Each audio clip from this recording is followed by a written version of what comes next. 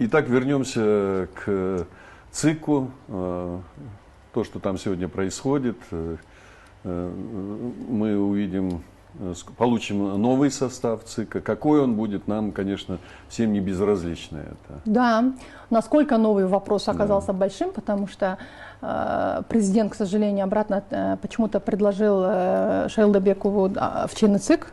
Сейчас, вы знаете, да, Конституция изменилась, изменился порядок представления кандидатур в члены ЦИК. Половину должен представить президент, половину парламент. И вот здесь несколько таких очень больших рисков. Президент, в первую очередь, то, что сделал, это он представляет обратно Шайлдабекову, который очень много, да, претензий со стороны не только меня, но и общества. Ну, это объективно каждый знает, на какие нарушения идет человек, да, и не боится, там, не проглядывать, не ответственности, мы ничего. Мы помним октябрь 2020 года, все это президентские выборы 2017 года, референдум 2016, и можно перечислять все, да. Когда человек мог говорить черное белым, белое делать черным, и наоборот, да, и законы толковались вольно. Но об этом не буду останавливаться, все знают. Вот, и остальных 5 кандидатур он предложил новых, там есть, конечно, больше 3, по-моему, 4 юриста, это радует. В практике, в жизни с ними не сталкивалась, единственное, что хотела пожелать, чтобы они, конечно, общественный интерес и верховенство закона ставили выше, да? Почему у вас там нет, вопрос возникает? У всех возникает. Этот месяц для меня тяжелый, потому что все спрашивают. Но в октябре, я человек слова, в октябре, когда уходила с ЦИК, я на самом деле озвучила, да, сразу, что я ухожу не для того, чтобы возвращаться. То есть в какой-то мере я перегорела. Недавно я писала пост и читала, ну, после смерти Алишера Мамасалиева, да, вот мы как бы активисты, там, я не знаю, вольнодумщики, инакомыслящие. Соратники. Одного периода, да, одного поколения. И на самом деле он пишет, что он ушел на самолюстрацию. И вот для меня уход с ЦИКа, честно говоря, вот внутренне. То есть его пример вас... Не, оказалось, мы одинаково думаем, да, то есть я-то после его смерти прочитала, что он переживал, и я для себя тоже поняла, что для меня это был такой вызов для себя, вопрос ответственности, что надо уходить на иллюстрацию, да, я. Ну, в вашем случае ситуация другая. Я согласна, но, знаете, страна, люди нуждаются в примерах. Знаете, для того, чтобы быть, вот я сегодня тоже обратно, да, вспомнила наших всех деятелей, да, тот, который Кул Айтматов, Касым Тыныстанов, но извините, они для того, чтобы быть примером, они умирали. Да, конечно, умирать не хочется, но Разаков, Исхак Разаков, да, Султан Ибраимов, много их. И вот, понимаете, и нам нужны сейчас тоже такие примеры. И не все, конечно, понимают, тогда начали, и причем мои экс-коллеги, да, и там некоторые НПО активисты начали говорить, что вот я у Матраимова деньги взяла, там у Джапарова должность взяла, еще много что говорили, но мне все равно. Мне хочется и хотелось всегда, и хочется быть примером. На самом деле было важно показать необходимость нести ответственность. И уход от должности тоже ответственность. Смотрите, как они стараются сохранить эти должности.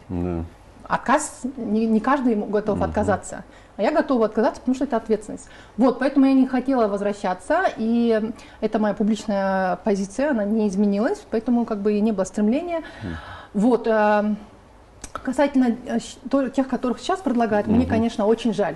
Я вот в прямом эфире хочу сказать, что разочарована в лидере партии Бирбол Алтынбеке Сулайманове, да, потому что он в прошлом году смог показать, да, вот молодежь нуждается на самом деле в лидерах, и из старых таких политиков, ну старых не по возрасту, а по стажу, скажем так, да, опыту, Сулайманов в прошлом году смог вокруг себя объединить прогрессивную молодежь, да, и пойти на выборы. Действительно, он собрал очень хорошую, интересную команду профессионалов, но сейчас он обратно толкает Бигматова Джапара, который был виновником на самом деле, он был членом ЦИК и тогда, когда при Бакиеве, да, у нас произошла смена власти.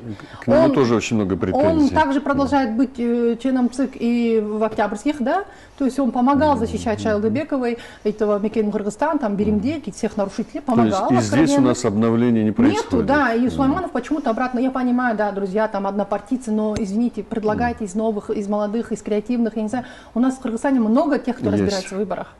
Да, я вот по пальцам могу перечислять много людей. К сожалению, некоторые фракции предлагают обратно же протеже коррупционеров, их друзей, их кошельки.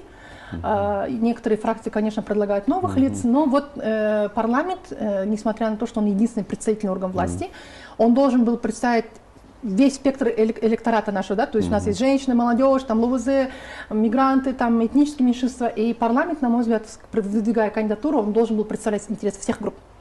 но они выдвинули людей, которые представляют лично их интересы. Ну, Да, в большей в степени. основном бизнес, да? Да, поэтому, к сожалению, я боюсь, что ЦИК остается, вот при таком раскладе, остается политическим органом.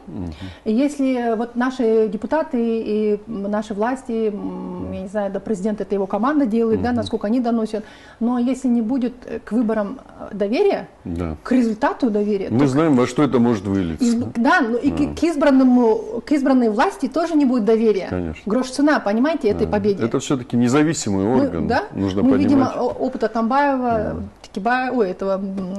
Бакиева, Джеймбекова, да, то есть они не набрали ни авторитета, ни доверия со стороны людей. Почему? Потому что выборы так шли. Ну да. Благодаря ЦИКу к власти пришел Джеймбеков, отчасти это Да, однозначно. их тоже Потому вина, что можно когда сказать. Атамбаев даже с трибуны ООН, нарушая законодательство, агитировал в пользу Джеймбекова и там против других кандидатов, и подали жалобу активисты, они сказали, нет, он не должностное лицо, он не привлекается к ответственности, неприкасаемым он был, понимаете? Ну вот это все, вот этот состав ЦИК, и то, что они обратно их тащат, конечно, печалит. И от Не того, дает что оптимизма. конъюнктурщики, вот я их называю конъюнктурщиками, если они придут, и от этих интриг, которые они, конечно, мастера, да, вот это надо дать должное, мастера интриг и переворачивания буквы закона, фактов придут, ну, лучше власти не станет. Президент должен был думать о том, что это дискредитация. И я считаю, что президенту необходимо было, так как мы уже в президентской, да, форме правления, необходимо было все-таки, как он и обещал, идти на обновление и идти через открытый конкурс. Назовите критерии, по которым вы отбираете людей. Скажите партии, общество, пожалуйста, высылайте на мое имя, там, вывести этот список, а потом, как и судьи, да, потом опубликуйте, вот исходя из вот этих критериев, там, безупречная репутация, отсутствие опыта членства в ЦИК, которые выборы были отменены или привели к народным столкновениям, там, отсутствие коррупционных каких-то там, да, этих, там, что-то еще.